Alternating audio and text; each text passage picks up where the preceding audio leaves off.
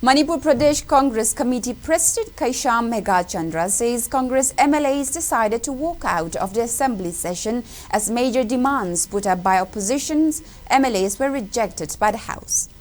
Kaisham Meghachandra said all the demands made by Congress were in the interest of the state and not for party gain. Speaking to media person at Congress Bhawan today,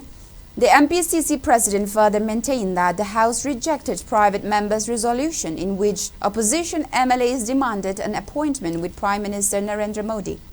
Manipur Legislative Assembly Speaker also rejected the proposal of a secret sitting by MLA T.H. Lokeshwar to discuss about solution for the restive violent crisis. Not only that, the double-engine government has ignored the demand for a concrete roadmap to resolve the ongoing crisis in the state.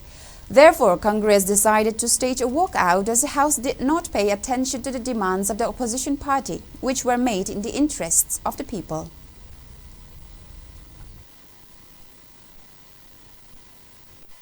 Sarkar sigi leiba representative thadna Prime Minister unanaba MLA tarakun sanction thiba we cover the yaw adu Prime Minister Honorable Prime Minister election adu maram morgana lebak sigi road map se masi loishinna na bagi deba road map puthokpi daga more issues si hananaba matam khara bibiu haibsi right from the beginning ai koi finance ki budget 2024-25 ki table to matamda mari budget ki discussion da general discussion da ai koi kuna mana koi di kariba self leader na hire ga masi kariba demand me amse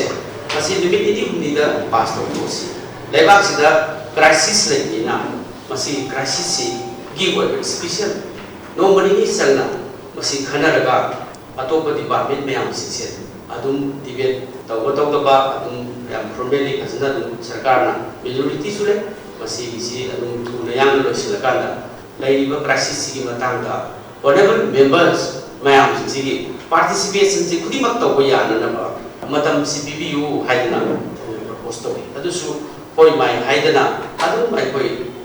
neglect to be re ai koi opposition ki voice